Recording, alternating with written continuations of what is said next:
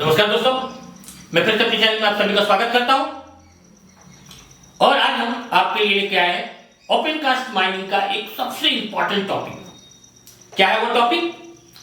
वह है working over developed pillar. क्या है वर्किंग ओवर डेवलप्ड पिलर? ये देखो यार, ओपन कास्ट माइनिंग जहां भी आदमी, जो भी एक्सपर्ट आदमी होगा ना, ओपन कास्ट माइनिंग में सबसे बड़ा प्रॉब्लम है कि वर्किंग ओवर डेवलप्ड पिलर पे काम करना। सबसे पहले बता दूं कि वर्किंग ओवर डेवलप्ड पिलर होता क्या है। यार देखो, इसमें होता ये है ना कि जिस जगह पे ओपन कास्ट चला रहे हैं उस जगह पर अगर पहले से अंडरग्राउंड चल चुका है तो अंडरग्राउंड चलाए, जितनी शक्ति हुई उतनी डेवलपमेंट हम लोग किए, दूर तक गए। फिर किसी कारण से क्या हुआ कि अंडरग्राउंड का डेवलपमेंट बंद हो गया, डिप्लैनिंग भी चल चुका, वहां से भी मामला समझ में नहीं आया। तब क्या करता है कि आदमी बचा हुआ कोयला कैसे निकालेंगे भाई? एक ही सॉल्यूशन है, क्या करना है? ओपन कास्ट करना। अब जब ओपन कास्ट आप कीजिएगा तो उसमें सबसे बड़ा प्रॉब्लम क्या आएगा आप समझ लीजिए कि जितना भी मशीन, जितना भी काम होगा, इसको ध्यान में रख के होगा कि मेरा पिलर कहां कहां पर है। और मैं बता दूं, अपनी बात करूं, मेरा 18 साल का ओपन कास्ट माइनिंग में ब्लास्टिंग का एक्सपीरियंस है। बात समझ रही? और सबसे ज्यादा ब्लास्टिंग क्रिटिकल इसी सिचुएशन में करने में होता है कि जहां पर आपका अंडरग्राउंड पहले से चल चुका है, उस जगह ओपन कास्ट ब्लास्टिंग कराना चैलेंजिंग वर्क है। बात समझे कि नहीं? काफी एक्सपीरियंस, काफी तजुर्बा के बाद आप उसमें काम कर पाइएगा। ठीक है? अच्छा, एक बात और बता दूं आपको कि जो कोई भी भाई बंधु मेरा mining with Manoj app download किए, वो लोग क्या करें कि बराबर चेक करते रहिए। मेरे पास जैसे भी कुछ मसाला आता है ना, मैं उसमें डाल देता हूं। आज के लिए मैं बता दूं कि जो मैंने मेटल के लिए ओवरमैन हैंडबुक बनाया था ना, वो आज से आपको कोल के लिए भी अवेलेबल रहेगा। ठीक है? चलिए अब देर नहीं करते हैं, हम लोग अपना क्या करेंगे, स्टार्ट करते हैं। पहला क्वेश्चन क्या है कि प्रत्येक अंडरग्राउंड और ओपन कास्ट माइंस में माइन का बाउंड्री का निर्धारण कौन करेगा? जहां पर open cast over develop pillar चल रहा, उसमें सबसे पहले क्या होगा कि हम लोग माइन बाउंड्री का निर्धारण करेंगे। तो अगर अंडरग्राउंड चल रहा है या ओपन कास्ट चल रहा है तो वैसे सिचुएशन में क्या होगा कि माइन बाउंड्री का निर्धारण कौन करेगा? कौन करेगा? सीआई साहब, ऑनर, एजेंट और मैनेजर करेगा। ऑनर, एजेंट और मैनेजर करेगा कि भाई इसी एरिया में हमको माइंस को चलाना है। ठीक? दूसरा क्वेश्चन क्या है कि अंडरग्राउंड माइंस में जहां एक से अधिक सीमों में कार्य किया जाता है, वहां माइन बाउंड्री पर छोड़ा गया पिलर कैसा होगा? मैं पहले बताया ना, पिलर का बड़ा प्रॉब्लम है। तो देखो, जहां पर एक तल्ला, दो तल्ला, तीन तल्ला माइन चला हुआ है ना, और वहां पर अगर फर्दर हमको माइंड सेट रखें कि हमको यहां पर ओसीपी चलाना है, तो वैसे सिचुएशन में जो हम लोग पिलर छोड़ेंगे ना, वो हमेशा एक दूसरे के ऊपर छोड़ेंगे। देखो, एक पिलर यहां छोड़ेगा, दूसरा पिलर ठीक इसके ऊपर छोड़ेंगे, तीसरा ठीक इसके ऊपर नीचे छोड़ेंगे। यानी कि हमको प्रॉपर एक पूरा खंबा जैसा नीचे से ऊपर सपोर्ट मिले। यही कह रहा है ये क्वेश्चन कि जहां पर एक से अधिक सीमों में अंडरग्राउंड वर्किंग चलाया गया है, वहां पर माइन बाउंड्री में हमको पिलर कैसा छोड़ना है? तो एक समान और एक दूसरे के ऊपर छोड़ना है। कैसा छोड़ना है? एक समान मोटाई का और एक दूसरे के ऊपर छोड़ना है। अब क्या है? तीसरा क्वेश्चन क्या है कि माइन बाउंड्री में किसी कारणवश किसी गड़बड़ी हो जाने पर माइन ऑनर को प्रोटेक्टिव वर्क करने का आदेश कौन देता है? यह क्वेश्चन याद रखना वर्ड से। क्या है प्रोटेक्टिव वर्क? माइन बाउंड्री में किसी भी प्रकार की गड़बड़ी हो जाने पर माइन ऑनर को प्रोटेक्टिव वर्क करने का आदेश कौन देगा? सीआई साहब देंगे। ठीक है। अब इसका अगला क्वेश्चन क्या है कि प्रोटेक्टिव वर्क अगर कराया ऑनर और सीआई साहब उससे संतुष्ट नहीं हुए, सीआई बोला माइन ओनर को कि भाई तुम इसका माइन बाउंड्री में गड़बड़ी है, आप प्रोटेक्टिव वर्क कराया, माइन ओनर काम कराया, सीआई साहब संतुष्ट नहीं हुए, तो जब संतुष्ट नहीं हुए तो वो क्या किए, किसी एजेंसी के थ्रू काम करवा रहे। जब एजेंसी के थ्रू काम कराएंगे तो उसका जो पेमेंट है वो कैसे वसूला जाएगा।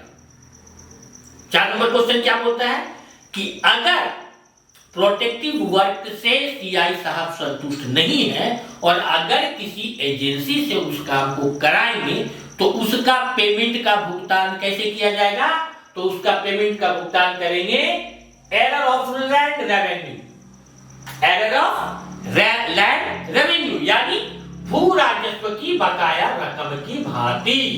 ये इंपॉर्टेंट क्वेश्चन है, ध्यान में रखना। क्या है, फिर से बोल देता हूं, प्रोटेक्टिव वर्क से अगर सीआई साहब संतुष्ट नहीं होते तो वो क्या करेंगे, किसी एजेंसी को उस काम को देंगे और एजेंसी अगर उस काम को करता है तो उसका पेमेंट का भुगतान कैसे होगा, एरियर ऑफ लैंड रेवेन्यू यानी भू राजस्व की बकाया रकम की भांति की जाएगी। ठीक। अब आओ इसमें क्या है 5वां क्वेश्चन कि अगर माइंस में प्रोटेक्टिव वर्क चल रहा है और उससे सीआई साहब क्या है सेटिस्फाइड नहीं है, तो उतने समय तक माइंस में कितने इंट्रेंस रखे जाएंगे। क्या है क्वेश्चन कि जब तक माइंस में प्रोटेक्टिव वर्क सीआई के सेटिस्फैक्शन के लायक नहीं हो जाता है तो माइंस में आने जाने के लिए कितने प्रवेश मार्ग रखे जाएंगे, यानी जितना देर प्रोटेक्टिव वर्क चलेगा माइंस में आने जाने के लिए कितना रास्ता होगा, 2 रास्ता। देखो भाई मेरा एक तरीका है कि आप लोग ना क्वेश्चन को सीधे सरल भाषा में समझिए। ये जब से कंप्यूटर बेस्ड एग्जाम हुआ है ना, मैं बता दूं ऑब्जेक्टिव टाइप क्वेश्चन को याद करने का एक तरीका ये भी है कि आप वर्ड से पकड़िए, एक एक वर्ड को समझिए। अब जैसे मैं छोटा सा उदाहरण देता हूं, प्रोटेक्टिव वर्क आदेश कौन देगा, सीआई साहब। प्रोटेक्टिव वर्क से अगर संतुष्ट नहीं हुआ सीआई साहब तो उसका पेमेंट का वसूली कैसे करेगा, एरियर ऑफ लैंड वैल्यू की तरफ से करेगा। ठीक है। 5वां में क्या है कि अगर प्रोटेक्टिव वर्क सीआई साहब का सेटिस्फैक्शन लायक नहीं है तो माइंस में जाने का कितना इंटरेस्ट है, 2 इंटरेस्ट, यानी प्रोटेक्टिव वर्क में 3 क्वेश्चन। ऐसा समझ आपने ऐसे दिमाग में रखो यार, माइनिंग बहुत लिमिटेड एडिशन चीज है और मैं अभी बता रहा हूं कि मैं रिस्ट्रिक्टेड पढ़ा हूं ना, ये तो और भी रिस्ट्रिक्टेड है। मैं जो आपको हैंडबुक दिया हुआ मेटल माइनिंग और कोल माइनिंग में सफिशिएंट है आपको 50 नंबर लाने के लिए और आपकी पदोन्नति प्रमोशन के लिए सफिशिएंट है। आप बेड़ा पार कर दीजिए, गारंटी है मेरा, बस एक का रूल रगड़ देंगे। ठीक है। चलो 6ठा नंबर क्वेश्चन क्या होता है कि माइन बाउंड्री के कितने मीटर के अंदर कोई भी माइनिंग वर्किंग नहीं चलाया जाएगा। 6ठा क्या है क्वेश्चन कि माइन बाउंड्री के कितने मीटर के अंदर कोई भी माइनिंग वर्किंग नहीं चलाया जाएगा। कितने, 7.5 मीटर के अंदर। माइन बाउंड्री के 7.5 मीटर के अंदर कोई भी माइनिंग वर्क नहीं किया जाएगा। क्लियर। 7वां क्वेश्चन क्या है कि माइन बाउंड्री का विवाद अगर हो जाता है, झंझट हो जाता है माइन बाउंड्री को लेके, तो इसका निपटारा कौन करेगा। क्या है कि अगर माइन बाउंड्री में किसी तरह का विवाद हो गया, कोई झंझट हो गया, तो इसका निपटारा कौन करेगा, कोर्ट करेगा भैया, न्यायालय करेगा। 8वां क्वेश्चन क्या है कि वर्किंग ओवर डेवलप पिलर में अगर संभव है तो वर्क स्टार्ट करने से पहले कौन सा काम किया जाएगा भैया, 3 काम किया जाएगा। पहला, उस जगह का सर्वे करेंगे, क्लीनिंग साफ सुथरा करेंगे और क्या करेंगे, स्टोन डस्टिंग करेंगे। वर्किंग ओवर डेवलप पिलर में वर्किंग स्टार्ट करने से पहले हमको क्या करना है, 3 काम करना है। उसका सर्वे कराना है, उसको क्लीनिंग करना है और उसमें स्टोन डस्टिंग कराना है। ठीक। आगे बढ़ो। 9वां क्वेश्चन क्या होता है, वर्किंग ओवर डेवलप पिलर में अगर प्रवेश संभव न हो तो और अगर पानी नहीं भरा हुआ है तो क्या किया जाएगा? क्या है कि वर्किंग डेवलप पिलर में आपका सिरमुहान मुड़ा गया है, इंक्लाइन फंस गया है, साफ धंस गया है, कोई जाने का इंटेंस नहीं है, किंतु अगर उसमें पानी भरा हुआ नहीं है तो हमको क्या करना है? क्या करेंगे हम? सरफेस से बड़े होल करके प्रत्येक में 2 टन, एक होल में 2 टन स्टोन डस्ट डाल के हमको क्या करना है? कंप्रेस एयर से यूजी वर्किंग में फैलाना है। क्या है क्वेश्चन? कि अगर वर्किंग ओवर डेवलप पिलर में अगर एंट्रेंस बंद हो गया है, हम प्रवेश नहीं कर सकते हैं, और अगर उसमें पानी भरा हुआ नहीं है तो वैसे सिचुएशन को क्या करना है कि एक एक बड़ा बड़ा होल करेंगे और उस होल में 2 टन के लगभग में स्टोन डस्ट हमको क्या करना है? कंप्रेस्ड एयर के द्वारा यूजी एरिया में फैलाना है। क्लियर?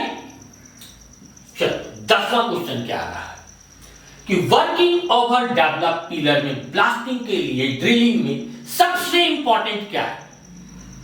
मैं बताया था ना कि ड्रिलिंग ब्लास्टिंग इसमें सबसे कठिन चैप्टर है वर्किंग ओवर डेवलप पिलर। तो क्वेश्चन क्या है 10वां कि वर्किंग ओवर डेवलप पिलर में ब्लास्टिंग के लिए ड्रिलिंग में सबसे इंपॉर्टेंट क्या है? क्या है कि ड्रिलिंग गैलरी के ऊपर में ना हो। सबसे खतरनाक चीज, जो मेरे भाई बंधु ओपन कास्ट ब्लास्टिंग से जुड़े हैं उनसे पूछिए कि क्या रिएक्शन होता है। एक बहुत बड़ा रिएक्शन है, किसी दिन फुर्सत में बताऊंगा। तो ड्रिलिंग करते समय क्या सावधानी रखना है कि ड्रिलिंग कभी क्या होगा? गैलरी के ऊपर में नहीं। बात समझ गए? क्या है कि वर्किंग ओवर डेवलप पिलर में ब्लास्टिंग के लिए ड्रिलिंग में सबसे इंपॉर्टेंट क्या है कि ड्रिलिंग मेरा गैलरी के ऊपर में नहीं होगा। ठीक? अगला क्वेश्चन क्या होता है कि वर्किंग ओवर डेवलप पिलर में लास्ट ओबी बेंच की डेप्थ सीम के ऊपर कितनी होगी? लास्ट ओबी बेंच की डेप्थ सीम के ऊपर कितनी होगी? कितनी होगी? Minimum 3 metre. Last OB bench की डेप्थ सीम के ऊपर कितनी होगी? Minimum 3 metre. अगला क्वेश्चन है ब्लास्टिंग से। क्या है कि वर्किंग ओवर डेवलप पिलर में ब्लास्ट होल में कितना बालू भरा जाएगा? ब्लास्ट होल में कितना बालू भरेंगे? 0.6 मीटर। और यही क्वेश्चन घुमा के दे दे कि ब्लास्ट होल के दरार में कितना बालू भरना है भैया? तो बालू भरेंगे हम लोग 2 मीटर। ब्लास्ट होल में कितना भरेंगे? 0.6 मीटर। और अगर ब्लास्ट होल का दरार अगर है तो उस दरार में हम लोग कितना बालू भरेंगे? 2 मीटर। अब बारी आता क्वेश्चन नंबर 14। सबसे इंपॉर्टेंट क्वेश्चन है, लाल रंग से रंग के लिखो इस क्वेश्चन को। क्या है कि वर्किंग ओवर डेवलप पिलर में ओपन कास्ट ब्लास्टिंग के लिए यूजी वर्किंग को किस प्रकार एक दूसरे से अलग करके रखा जाएगा? क्या है क्वेश्चन कि वर्किंग ओवर डेवलप पिलर में ओपन कास्ट ब्लास्टिंग के लिए यूजी वर्किंग को किस प्रकार एक दूसरे से अलग करते हैं? कैसे अलग करेंगे? एक्सप्लोजन प्रूफ आइसोलेशन स्टॉपिंग बनाकर। कैसे करेंगे? एक्सप्लोजन प्रूफ आइसोलेशन स्टॉपिंग बनाकर। ठीक है? अगला क्वेश्चन क्या बोलता है कि वर्किंग ओवर डेवलप पिलर में कितने समय के इंटरवल पर हमको सीओ की जांच करनी है? जहां पर वर्किंग ओवर डेवलप पिलर हम लोग चला रहे हैं वैसे जगह पर कितने समय के अंतराल पर हमको सीओ की जांच करनी है? कितने समय के अंतराल पर? Every 2 hour. Every 2 hour. अगला क्वेश्चन क्या है कि वर्किंग ओवर डेवलप पिलर में कोयले में ब्लास्टिंग के लिए किसका यूज वर्जित है? यूज नहीं करना है। वर्किंग डेवलप पिलर में कोयले में ब्लास्टिंग के लिए किसका यूज नहीं करना है? किसका नहीं करना है? डीले डिटोनेटर का यूज नहीं करना है। और इसका लास्ट क्वेश्चन क्या है कि working over develop pillar start करने से पहले किसका परमिशन अनिवार्य है? वर्किंग ओवर डेवलप पिलर में वर्किंग स्टार्ट से पहले हमको किसका परमिशन अनिवार्य है? किसका? डीजीएमएस का। तो दोस्तों ये था आपका वर्किंग ओवर डेवलप पिलर। अब मैं बता दूं आपको कि ओपन कास्ट का 2 पॉइंट मात्र बच गया है, ओपन कास्ट लाइटनिंग और रिकलेवरेशन।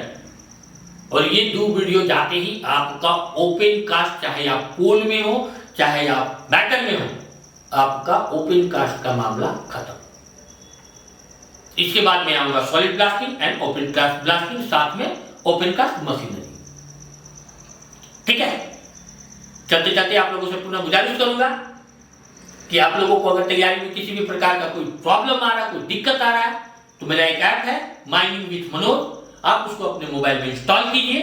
वहां पे बहुत सारे स्टडी मटेरियल बहुत रीजनेबल प्राइस में उपलब्ध है, आप एक बार ट्राई कीजिए। और जैसा कि मैंने बताया कि जो हैंडबुक मैंने मेटल के लिए यूज किया था वो कोल में भी आपको आज से अवेलेबल हो जाएगा। दोस्तों पुनः गुजारिश करूंगा, मेरे चैनल को सब्सक्राइब कीजिए, दोस्तों तक पहुंचाइए और मेरे इस मेहनत पे यार एक आध कमेंट जरूर मारा कीजिए।